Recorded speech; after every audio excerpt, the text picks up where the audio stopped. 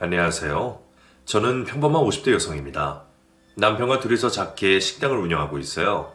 다행히 불경기에도 찾아주시는 분들이 많아서 먹고 살 걱정은 해본 지 오래입니다.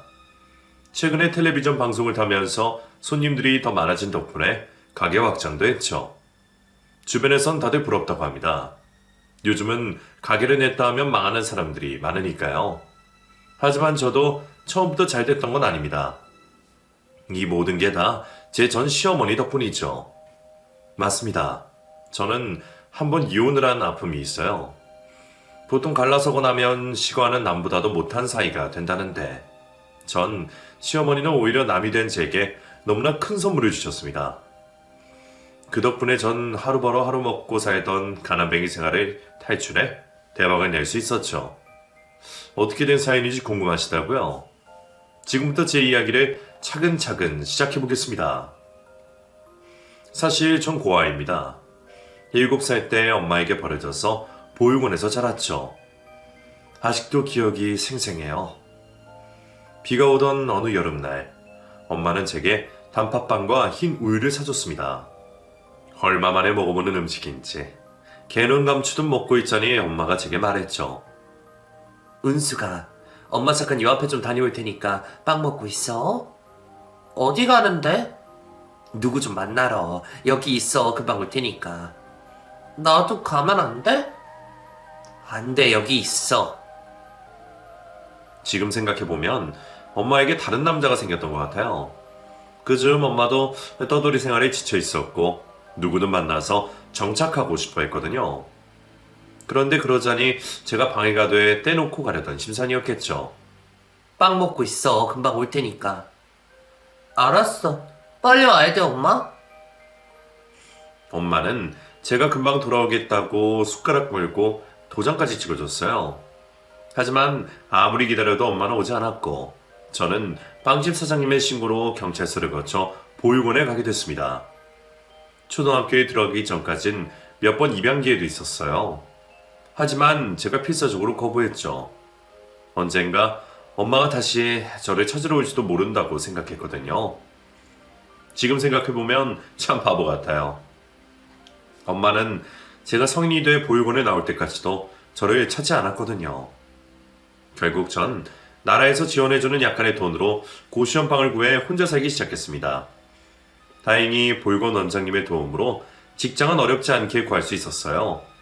가진 거라곤 고등학교 졸업장 뿐이었지만 어린 나이를 무기로 작은 회사 격리로 들어갈 수 있었죠. 남의 돈 버는 게 참 쉽지 않은 일이잖아요. 수학에 약했던 저는 처음 몇 달간은 계속 실수 연발이었어요. 오죽하면 사장님이 은숙이 너 방원장 얼굴 봐서 뽑아주긴 했는데 일머리가 없어도 너무 없어. 이대로는 나도 계속 데리고 가기 힘들다. 내 말 무슨 뜻인지 알지? 하고 말씀하실 정도였죠. 어린 마음에 얼마나 무서웠는지 몰라요. 회사를 잘리면 새 직장에 들어갈 수 있을지도 미지수였고 보육원 원장님의 은혜를 원수로 갚는 것 같아 마음도 무거웠죠. 이렇게는 안 되겠다는 생각이 들더군요. 다음 날부터 전 2시간 일찍 출근하기 시작했습니다.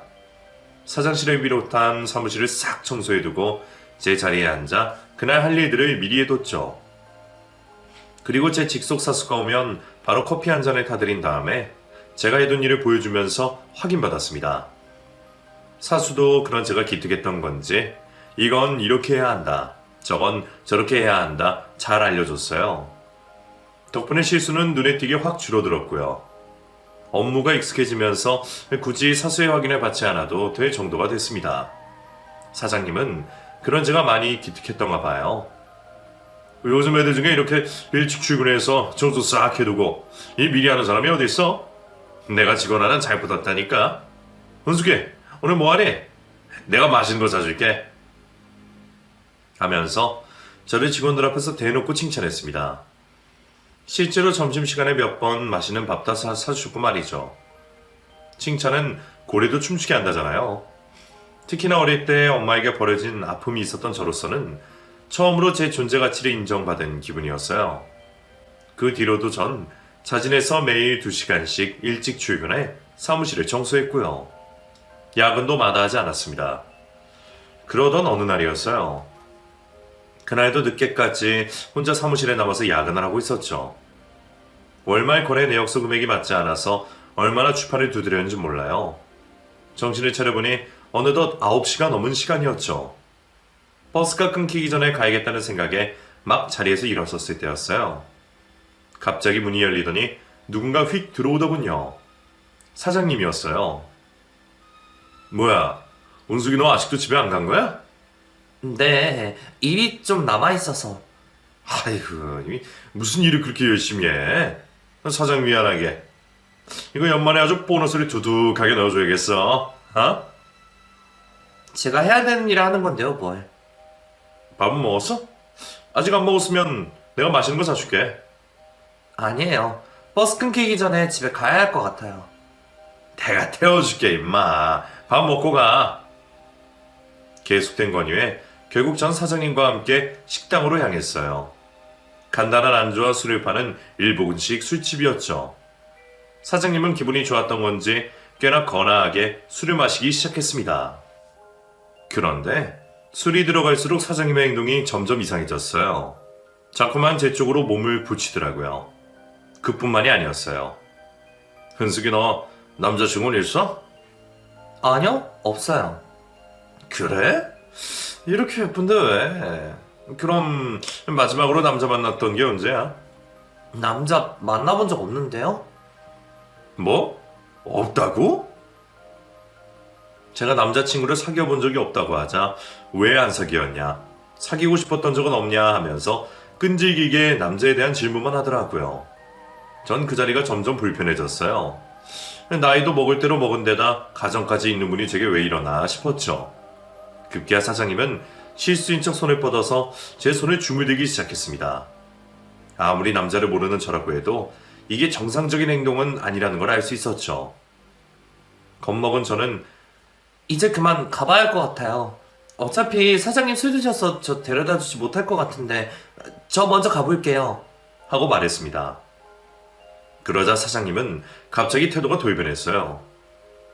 어디 어른이 있는데 먼저 일어나겠대? 내가 임마 너 그렇게 가르쳤어? 당장 여기 앉지 못해? 죄송해요. 얼른 집에 가봐야 해서요. 에이, 내가 택시 태워서 보내주면 될 거 아니야. 걔집에 가 사장이 술이 마시면 옆에서 술도 따라주고 안주도 먹여주고 하면서 고분고분하게 굴어야지. 얼른 이리 앉아. 사장님은 급기야 제 팔을 붙잡고 억지로 저를 자기 옆자리에 앉히려고 했어요. 저는 필사적으로 저항했지만 성인 남자의 힘을 당해내기엔 역부족이었죠. 그런데 그때였어요. 갑자기 웬 남자가 나타나 제 팔에서 사장님의 손을 떼어내줬어요. 그리고는 자기 뒤로 저를 감췄죠. 누군가 했더니만 옆자리에서 친구들과 술을 먹고 있던 남자였어요. 경찰 부르기 전에 그만하시죠. 여자분이 싫다잖아요. 넌 뭐야?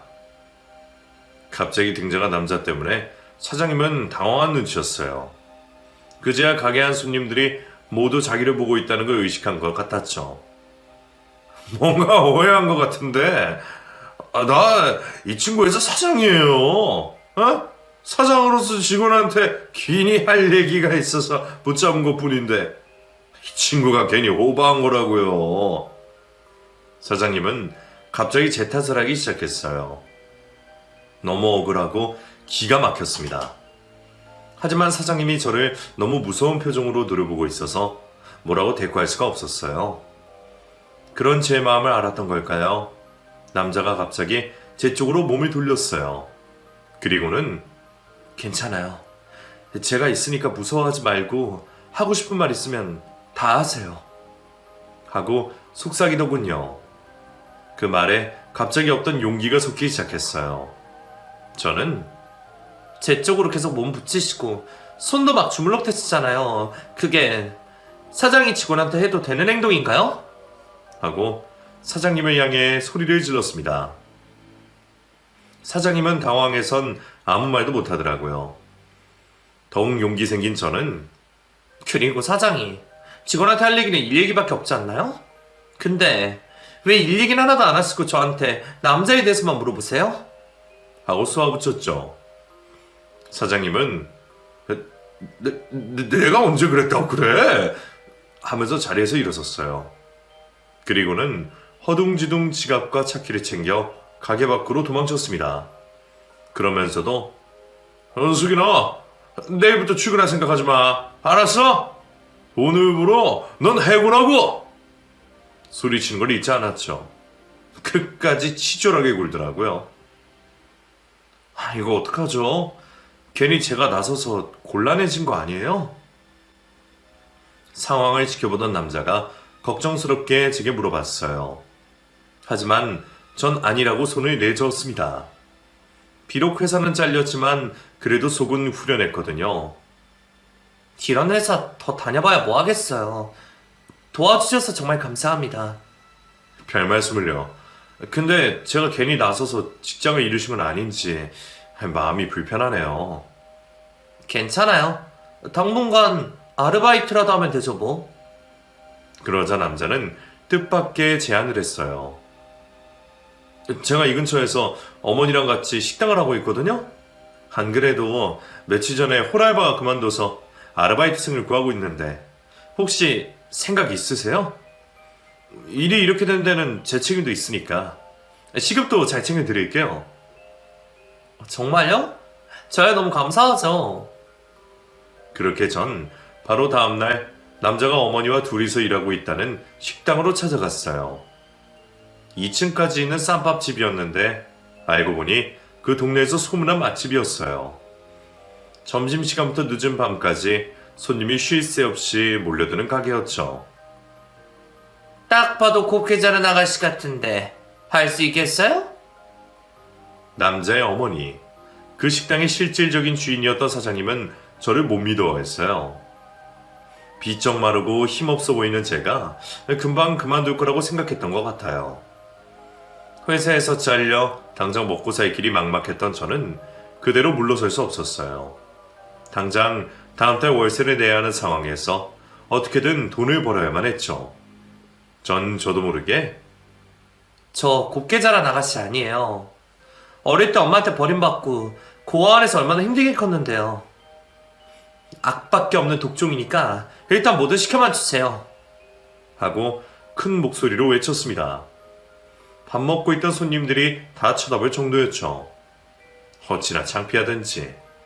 시뻘겋게 달아오른 제 얼굴을 보면서 사장님은 호탕하게 웃었어요. 그리고는 내일부터 출근하라고 하더군요. 그 뒤로 전 일주일의 6일을 그 식당으로 출근을 했어요. 주로 하는 일은 서빙과 주방재료 손질이었죠. 사무실에서 주판을 두드리던 것과는 차원이 다른 힘듦이었어요. 고된 노동에 팔다리가 너무 부어서 밤마다 파스를 붙이고 끙끙대면서 자야 했죠. 그만두고 싶은 마음이 굴뚝 같았어요. 다른 일자리를 좀 더 알아볼 걸 그랬나, 급한 마음에 너무 바로 한다고 했나, 온갖 생각이 다 들었죠. 그래도 처음에 뱉은 말이 있어서 차마 그만둔다고는 할 수가 없더라고요. 무엇보다 사장님이 점점 제게 마음의 문을 열어주는 게 고마웠어요. 알고 보니 사장님도 어릴 때 부모님을 잃고 혼자 열심히 살아오신 분이더라고요. 같은 고아 출신인 제게 연민이 느껴지셨던가 봐요. 제가 실수할 때마다 무섭게 야단쳤지만 그만큼 잘 챙겨주셨어요. 집에 가서 혼자 밥 차려 먹는 것도 일이라면서 아예 가게에서 삼시세끼를 다 차려주셨고요. 명절이며 제 생일 때마다 용돈도 챙겨주셨죠. 제가 많이 편해지신 건지 가끔 같이 술이라도 마실 때면 푸념 아닌 푸념도 하셨어요. 은숙이 너도 알겠지만 내 팔자가 참 박복해. 부모 잃고 남의 집 식모살이 하면서 힘들게 살았는데 가게 차려서 이제 좀 사람답게 사나 했더니만 갑자기 남편이 교통사고로 먼저 가버렸어.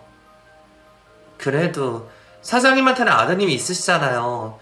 저 여기 오게 된 것도 다 그분 덕분인데 정말 아드님 멋지게 잘 키우신 것 같아요. 아이고 그런 말 마라. 너까지 그놈의 반말한 상판대기에 넘어가면 절대 안 돼.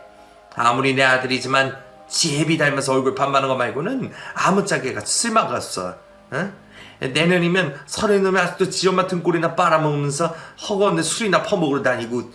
아휴, 그놈은 대체 언제쯤 철이 들런지. 사장님에게 한 가지 고민이 있다면 그건 바로 아들인 상철 씨였어요. 저를 전 회사 사장님한테서 구해준 바로 그 남자였죠. 당연히 제게는 동화 속 왕자님처럼 너무 완벽해 보이는 사람이었는데 사장님에게는 그저 철부지 아들일 뿐이었던가 봐요. 사장님 가게를 물려받겠다시고 대학교까지 중퇴해놓고는 허구한 날 팽팽 놀기만 한다더군요. 사장님을 존경했던 저는 자연스럽게 그런 상철 씨를 곱지 않은 눈으로 보게 됐습니다.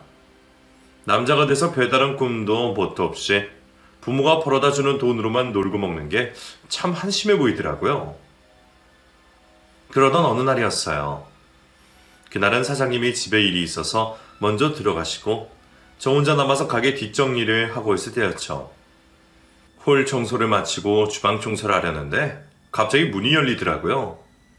죄송하지만 오늘 장사 끝났습니다. 손님인 줄 알고 장사 끝났다고 말하려던 저는 깜짝 놀라고 말았어요. 들어온 건 다름 아닌 사장님의 아들인 상철 씨였어요. 은숙 씨, 아직 안 간 거예요? 은숙 씨 없을 줄 알았는데. 이렇게 얼굴 보니까 너무 좋다. 어디서 또 술을 그렇게 마셨는지 잔뜩 취해 있더라고요. 전 그런 상철 씨에게 오늘 영업 끝났으니까 그만 집으로 돌아가세요. 하고 쏘아붙였습니다.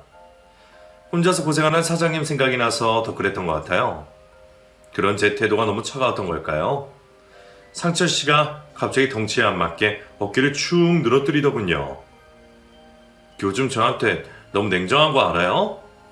보나마나 우리 어머니가 은숙 씨한테 내용 많이 해서 그런 거죠. 그래도 저 그렇게 나쁜 놈 아닙니다. 다른 사람은 몰라도 은숙 씨는 그거 알아줘야 해요. 제가 그걸 왜 알아줘야 하는데요? 그야 내가 은숙 씨를 좋아하니까요. 네? 생각지도 못한 상철 씨의 고백에 전 깜짝 놀라고 말았어요. 이 사람이 저를 놀리나 싶어서 화도 나더군요. 하지만 저를 바라보는 상철 씨의 표정은 너무나 진지했어요. 정말 몰랐어요? 사실 그 술집에서 처음 만났을 때부터 첫눈에 반했어요. 놓치고 싶지 않아서 괜히 일자리 소개해준다는 핑계로 우리 가게에도 데려온 거라고요. 근데 은숙 씨는 그런 내 마음도 몰라주고. 전 아무 말도 할 수가 없었어요. 당황스러운 마음에 그저 상철 씨 얼굴만 멍하니 바라보고 있었죠. 그렇게 얼마나 시간이 지났을까요? 갑자기 이런 말 해서 미안해요. 먼저 가볼게요. 하고 상철 씨가 먼저 가게 밖으로 나가버렸습니다. 전 그런 상철 씨를 잡을 수도 없었죠. 그날 밤 저는 도무지 잠을 이룰 수가 없었어요. 다음날 가게에 출근했어도 도통 마음이 잡히지 않아 넋을 빼놓고 있기 일쑤였죠. 오죽하면 사장님이 은숙이 너 어디 아프니? 오늘따라 왜 이렇게 정신을 못 챙겨? 하고 한 소리 하실 정도였어요. 그동안 상철 씨를 마음에 두고 있던 것도 아닌데 고작 남자의 고백 한 번에 이렇게 정신을 못 차리는 제가 참 우스웠습니다. 마음을 다잡으려고 해도 쉽지가 않았어요. 그렇게 어찌저찌 일을 마치고 집을 가려는데 길목에서 누군가 저를 기다리고 있더군요. 다름 아닌 상철 씨였습니다. 이제 일 끝난 거예요? 네? 네. 내가 집까지 데려다 줘도 돼요? 뭐라고 말해야 할지 몰라서 전 그냥 말없이 집을 향해 걷기 시작했어요. 그런 제 뒤로 상철 씨가 줄줄 쫓아오더군요. 그 뒤로도 상철 씨는 매일 제가 끝나는 걸 기다렸다가 집에 데려다 줬어요. 차츰차츰 밥은 먹었냐, 오늘은 뭘 했냐, 이런저런 대화도 주고받게 됐죠. 상철 씨는 제 생각보다 더 유약하고 상처가 많은 사람이었어요. 어릴 때 아버지를 잃고 엄한 어머니 밑에서 자라면서 압박감이 컸더라고요. 어머니는 제가 반에서 1등을 해야도 왜 전교 1등을 못했냐고 야단치시던 분이었어요. 가게 일만 해도 그래요. 일을 하면 씹을 못하냐고 혼을 내시죠. 이런 말 하면 너무 한심하게 들리겠지만 어머니랑 같이 일하는 게 좀 무서워요. 그래서 가게 물려받겠다시고 받던 후계자 교육도 결국 반년도 못해서 그만뒀어요. 전 정말 어머니 말씀처럼 쓰레기인가 봐요. 어머니가 한평생 힘들게 일궈온 가게를 제가 망치는 건 아닐지 겁이 나요. 왜 그런 말을 해요? 사장님도 말 하나만 해도 아시잖아요. 속은 여린 분인 거. 상철 씨가 다시 가게로 돌아오길 누구보다 바라고 계시다고요. 정말 그럴까요? 그럼요. 사장님 곁에 거의 하루 종일 붙어 있다시피 하는 게 누군데요. 다른 사람은 몰라도 전 사장님 마음 알 수 있어요. 하나밖에 없는 아들이라고 누구보다 상철 씨를 아끼고 의지하고 계세요. 이런저런 속 얘기를 나누다 보니 상철 씨와 저는 점점 가까워졌어요. 남자에 대한 면역이 없었기 때문일까요? 그러면 안 되는데 자꾸만 상철 씨한테 마음이 가더라고요. 결국 저는 상철 씨가 또 한 번 고백했을 때 그 마음을 받아들이고 말았습니다. 저도 너무 외로웠던 것 같아요. 아무래도 사장님에게 눈치가 보여서 가게 사람들에게 사귀는 걸 비밀로 했어요. 아슬아슬한 연애였지만 그래도 참 행복했습니다. 남자친구는 너무나 다정했고요. 부모에게 버림받은 아픔이 있는 저를 누구보다 따뜻하게 품어줬어요. 은숙이, 널 버린 엄마는 이제 잊어. 내가 네 부모도 해주고 남자친구도 해주고 친구도 해주고 다 해줄 테니까. 하여간 입만 살아서는. 입이라도 산 게 어디야. 뭐? 농담이야. 진짜로 내가 평생 너 외롭지 않게 해줄게. 약속해. 제 생일날 남자친구와 새끼손가락 걸고 했던 그때의 약속은 지금도 생생하게 기억나요. 남자친구는 그 뒤로 틈만 나면 제게 결혼하자고 졸랐죠. 하지만 전 사장님에게 차마 사장님 아들과 사귀고 있다는 걸 말할 수가 없었어요. 사장님이 말은 그렇게 해도 하나뿐인 아들을 얼마나 아끼는지 잘 알고 있었으니까요. 그러나 그런 제 마음과는 다르게 결국 사장님에게 저희 관계를 밝혀야만 하는 일이 생기고 말았습니다. 바로 임신이었어요. 제대로 된 성교육을 받지 못한 저는 성에 대해 너무 무지했어요. 피임하는 방법조차 몰랐으니 말 다 했죠. 어느 날부턴가 몸이 너무 무겁고 속에서 헛구역질이 올라오더군요. 혹시나 하는 마음에 병원에 갔더니 임신이라고 했어요. 얼마나 당황스럽고 두려웠는지 몰라요. 며칠간 혼자 끙끙대던 저는 결국 남자친구에게 임신 사실을 고백했어요. 결혼을 바라던 남자친구는 오히려 기뻐하더군요. 잘 됐네. 당장 어머니한테 말씀드리고 결혼 허락부터 받자. 사장님한테 말씀드리자고? 그래. 언제까지 미룰 순 없잖아. 이렇게 아이까지 생긴 마당에. 설마 너 애 지우고 싶은 건 아니지? 그럴 리가 없잖아. 엄마가 다시 저를 찾을 거라는 기대를 버린 뒤로 제 소원은 오직 하나였어요. 바로 좋은 남자를 만나고 토끼 같은 자식들을 낳아 저만의 가정을 꾸리는 거였죠. 그런 제가 어떻게 이미 들어선 아이를 지을 수 있었겠어요? 전 남자친구와 함께 용기를 내서 사장님을 찾아갔어요. 아무것도 모르는 사장님은 둘이서 왜 같이 들어오니? 은숙이, 너 아픈 건 좀 괜찮고? 하고 물으셨죠. 차마 입을 떼지 못하는 저를 대신해서 남자친구가 모든 걸 얘기했습니다. 서로 좋은 마음으로 만나고 있으며 아이가 생겼다는 것까지요. 사장님은 너무 놀랐는지 한동안 아무 말도 못하셨어요. 그러다 이내 자리에서 벌떡 일어나셨죠. 그동안 둘이서 감쪽같이 나를 속였다는 거구나. 상천이는 몰라도 은숙이 너까지 나한테 그럴 줄은 미처 몰랐다. 사장님, 그게 아니라 더 길게 말할 거 없다. 이미 들어선 애를 지우라고 할 수도 없고 내가 뭘 어쩌겠냐. 다만 난 너희한테 그 어떤 도움도 주고 싶지 않구나. 오늘부로 나는 너희 둘 다 모른다. 상철이 넌 당장 짐 싸서 나가고 은숙이 넌 내일부터 가게 나올 필요 없다. 나 없이 둘이서 알아서 잘 살아봐라. 남자친구가 붙잡았지만 소용없었어요. 사장님은 매몰차게 남자친구의 손을 뿌리치고 방 안으로 들어가 버렸습니다. 그리고 아무리 불러도 다시는 나오지 않으셨죠.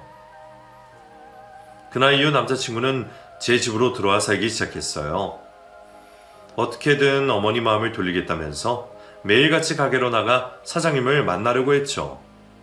사실 그게 무슨 소용이 있을까 싶었어요. 사장님의 대쪽 같은 성격을 누구보다 잘 알고 있었으니까요. 하지만 자식 이기는 부모 없다고 했던가요? 결국 먼저 뱃길이 든 건 사장님이었어요. 남자친구가 다시 후계자 수업을 받는 조건으로 저희는 결혼 허락을 받을 수 있었습니다. 고아였던 저는 부를 가족도 친척도 없었어요. 그저 사장님네 친척들만 조금 모아놓고 조촐하게 식을 올렸죠. 그리고 사장님네 집으로 몸만 들어가서 살기 시작했습니다. 시어머니는 남편은 아들이랍시고 용서했지만 며느리인 저는 쉽게 용서해주지 않았어요.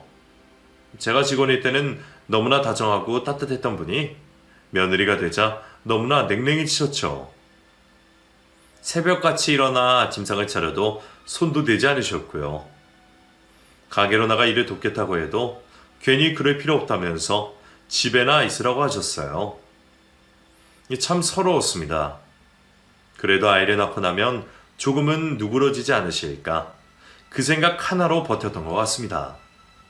하지만 애초에 제 팔자에 자식은 없었던가 봐요. 예정일이 훨씬 남은 어느 날 갑자기 아래에 피가 비쳐 부랴부랴 병원으로 향했습니다. 별다른 통증도 없어서 뭔 큰일이 있겠나 싶었는데 병원에서 갑자기 남편을 부르라고 하더군요. 가게에서 일하던 남편과 시어머니가 오고 나서야 알 수 있었어요. 제가 아이를 유산했다는 걸요. 원래 임신 초기에는 이렇게 이유도 없이 아이가 유산되고는 해요. 사모님 잘못이 아니니까 너무 마음 쓰지 마세요. 병원에선 저를 위로했지만 쉽게 마음이 다잡아지지 않더군요. 제가 칠치지 못해서 아이를 잃었다는 생각이 자꾸만 들었어요. 그 뒤로 저는 방에 틀어박혀 식음을 전폐한 채 시름시름 앓았어요. 이젠 얼굴조차 희미한 엄마가 너무나 보고 싶더군요. 하늘이 보기에 그런 제가 너무 불쌍했던 걸까요? 꿈결에 누가 제 머리에 물수건을 올려주고 머리도 가만 쓰다듬어 주더라고요. 아이는 또 가지면 되니까 너무 마음 쓰지 말거라. 위로까지 해주면서요. 다음날 눈을 뜨니 정말로 제 머리에 물수건이 올려져 있었어요. 꿈이 아니더군요. 그제야 전 김밥에 시어머니가 들어와 저를 간호해줬다는 걸 깨달았습니다. 눈물이 왈칵 쏟아지더라고요. 한참을 울다가 밖으로 나가니 주방에선 고소한 냄새가 진동했습니다. 시어머니가 잣죽을 끓이고 있었어요. 일어났으면 이리 와서 한솥을 뜨거라. 언제까지 그렇게 누워있을 거야? 말투는 퉁명스러워도 그 속에는 저를 향한 애정이 담겨 있었어요. 저는 다시 쏟아질 것 같은 눈물을 꾹 참고 식탁 앞에 가서 앉았어요. 그리고 시어머니가 끓여준 잣죽을 배불리 먹었죠. 그 뒤로 저와 시어머니의 관계는 많이 나아졌습니다. 제가 차린 음식에 손도 안 대던 시어머니는 언젠가부터 제가 차린 아침을 먹고 출근하기 시작했어요. 이런 거 안 해도 된다니까. 말은 그렇게 하셔도 제가 차려둔 밥을 싹싹 비우고 나가셨죠. 그게 뭐라고 그렇게 기쁜지. 보통 쌈밥집은 저녁 장사까지 하기 때문에 저녁을 식당에서 대충 차려 먹곤 하는데요. 그게 마음에 걸려서 언젠가부터 저녁 도시락을 사기 시작했어요. 시어머니는 뭐하러 고생을 사서 하냐고 이런 거 안 해도 된다고 하셨지만 그래도 제가 도시락을 챙겨주면 거절하지 않고 가져가셨어요. 그리고 싹싹 비워서 빈통으로 돌려주셨죠. 우리 어머니 덕분에 나도 여보 도시락을 다 먹어보네. 고마워 여보. 남편도 제가 시어머니와 사이가 좋아지자 마음을 놓은 눈치였어요. 어머니랑 둘이서만 또 너무 친해져서 나 왕따시키면 안 돼? 말은 그렇게 해도 전보다 표정이 훨씬 더 밝아졌죠. 덕분에 부부 사이도 더 좋아졌어요.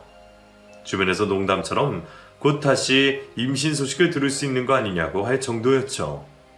하지만 그렇게 1년, 2년, 횟수로 3년이 지나도록 아이는 생기지 않았습니다. 병원에도 몇 번 가봤지만 별 문제는 없다고 하더군요. 부부 사이가 언제까지 사랑만으로 살 수는 없잖아요.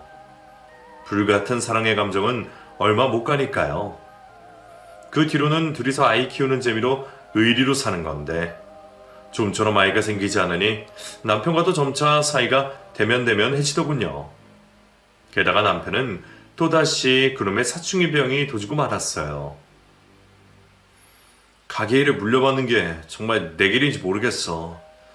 어머니는 여전히 나를 못 믿어하셔서 레시피를 알려주긴커녕 계속 잡일만 시키고 직원들같이 나를 무시하는 것 같다고. 조금만 더 힘내, 자기야. 어머니가 가게 일엔 워낙 대쪽 같은 분이잖아.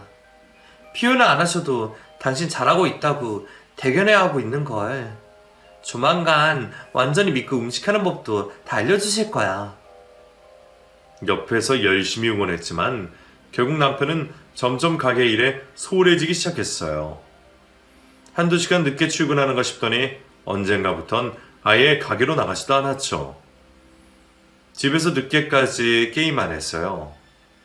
처음엔 지켜만 보던 시어머니도 너 도대체 언제까지 그러고 살 거야?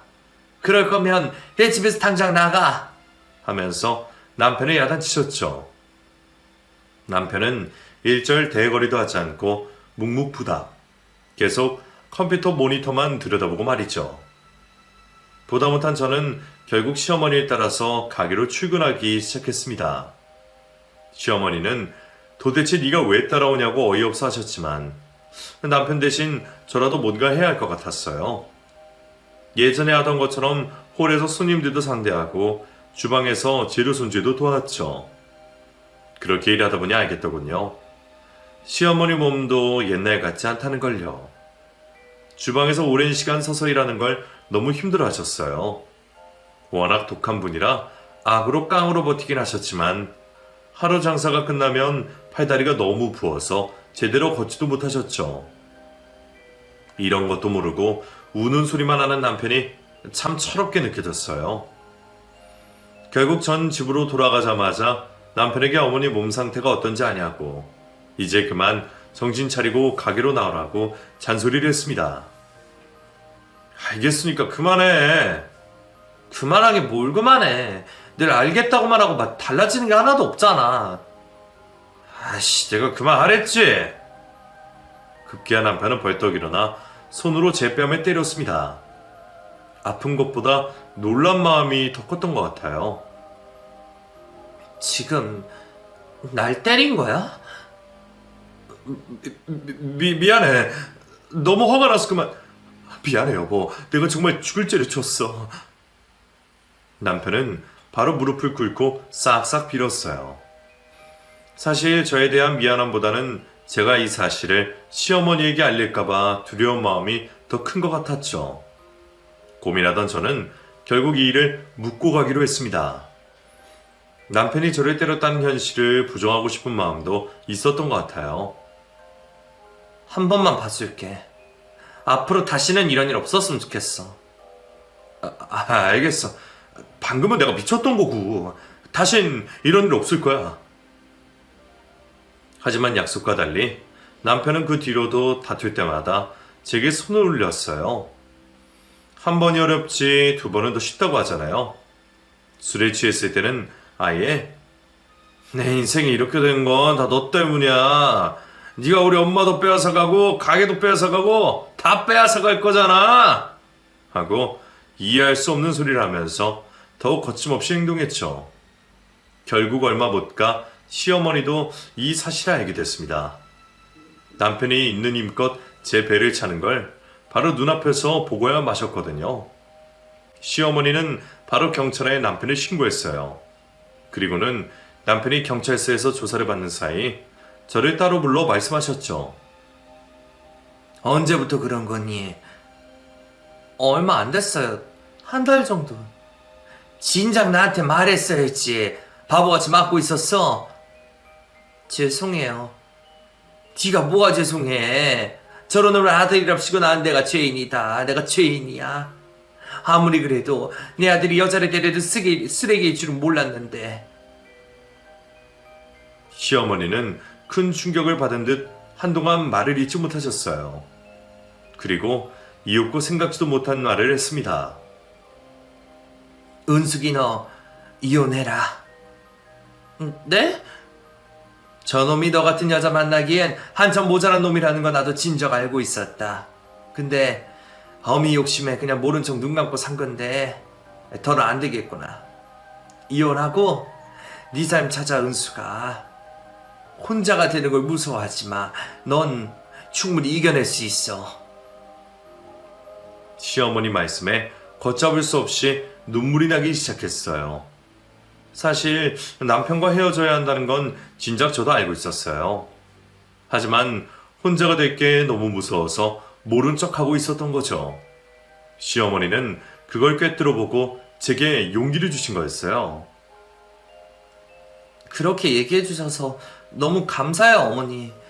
저 사실 저 사람하고 사는 거 너무 힘들었어요.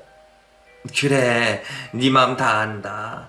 내가 미안하다, 미안해. 시어머니는 펑펑 우는 저를 꽉 끌어안고 달래주셨어요.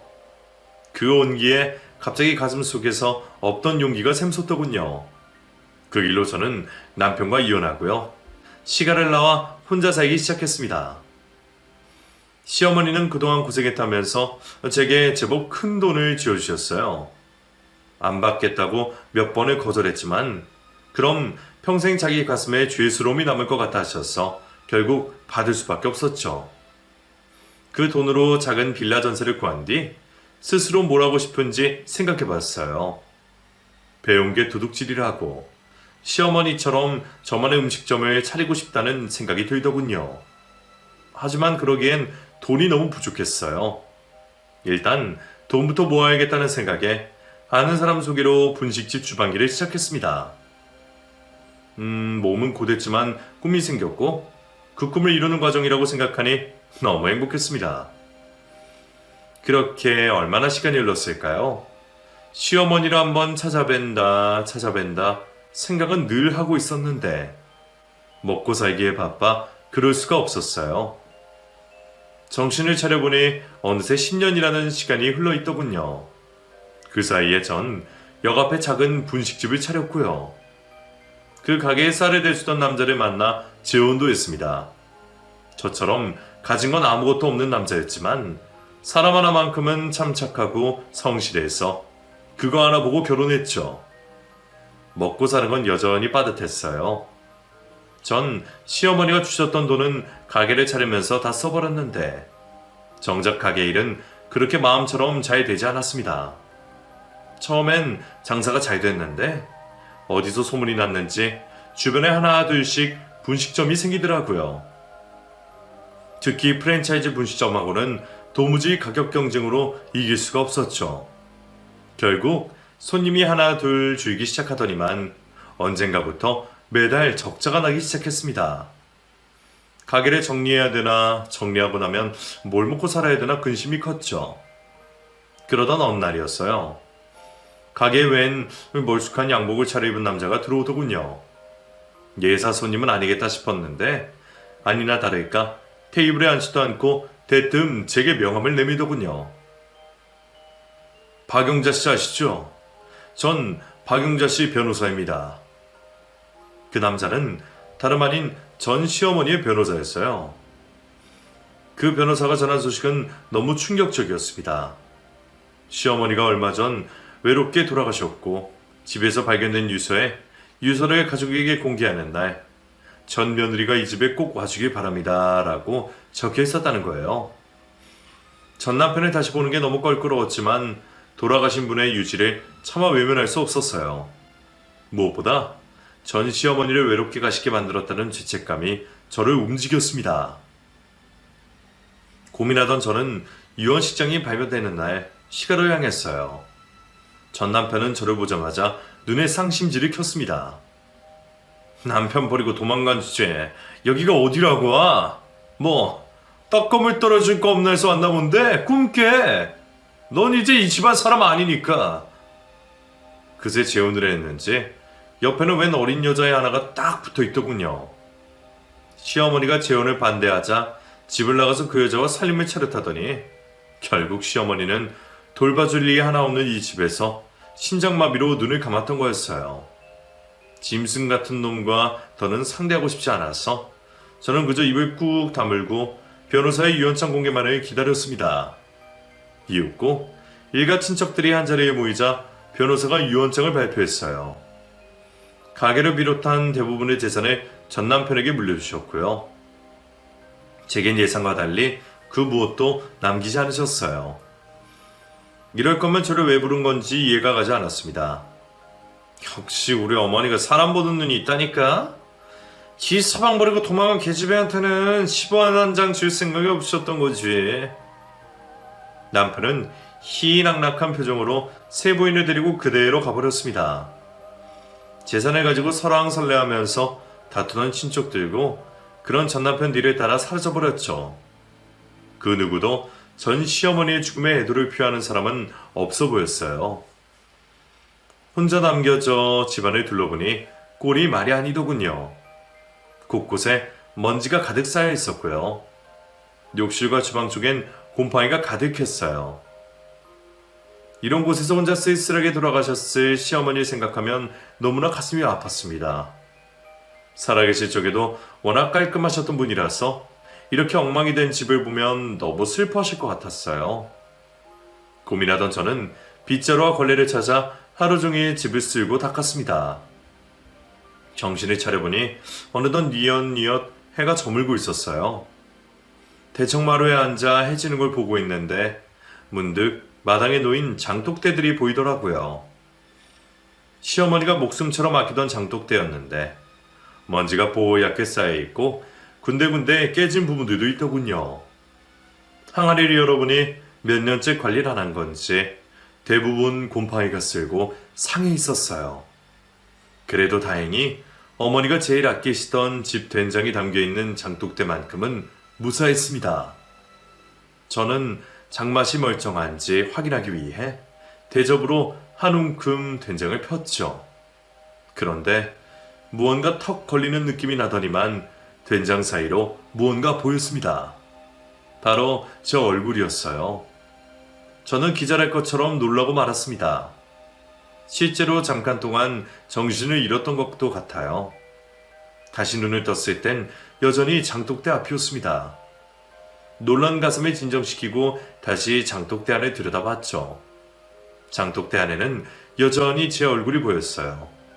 바로 전 남편과 결혼할 때 찍은 사진이었죠. 이게 왜 장독대 안에 들어가 있는 거지? 고민하던 저는 장독대에서 그 사진을 빼냈어요. 그리고 수건으로 사진에 묻은 장을 닦아내기 시작했습니다.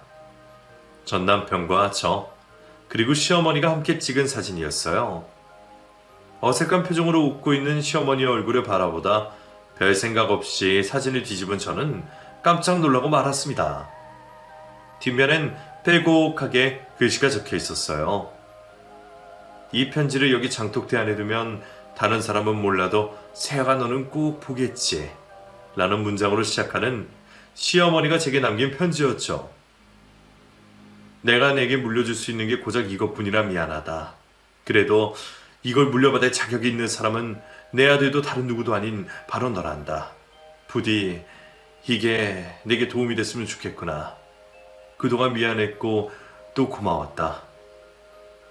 그 뒤엔 시어머니가 그동안 누구에게도 알려주지 않았던 장담 그는 법과 쌈밥용 쌈장 만드는 법이 적혀 있었어요. 그걸 읽으면서 얼마나 울었는지 몰라요. 숨이 쉬어지지 않을 정도로 울고 나니 어느새 날이 밝아 있더군요. 전 시어머니의 사진 몇 장과 유품, 그리고 제게 물려주신 소중한 편지를 들고 그 집을 빠져나왔습니다. 전 남편은 그 와중에도 뭔가 감나가는 걸 훔쳐간 거면 바로 신고할 거라면서 문자를 보내오더군요. 어떻게 그렇게 훌륭한 어머니 밑에서 이런 놈이 태어날 수 있는지 기가 막혔습니다. 이런 놈이 과연 시어머니의 가게를 잘 운영할 수 있을지 걱정이 됐죠. 그런 제 걱정은 곧 현실이 됐어요. 전 남편은 시어머니가 물려주신 가게를 3년도 채 운영하지 못했습니다. 일하기 싫다고 허구한 날 직원들에게만 맡겨놓으니 식당이 제대로 돌아갈 리가 있나요? 결국 얼마 못 가 가게를 다른 사람에게 권리금 받고 비싸게 넘겨버리더군요. 본인은 뭔 유통사업을 하겠다면서요. 꼴의 사장님 소리는 계속 듣고 싶었던가 봐요. 하지만 제대로 된 준비도 없이 시작한 사업이 성공할 리가 있겠어요. 결국 얼마 못 가 그 사업도 쫄딱 망하더니만 그때부턴 노름에 손을 대기 시작했습니다. 지금은 시어머니가 물려주신 그 많던 재산도 다 까먹고 두 번째 부인에게도 이혼당해서 호랩의 신세가 됐더군요. 허구한 날 술이나 마시면서 살고 있다고 해요.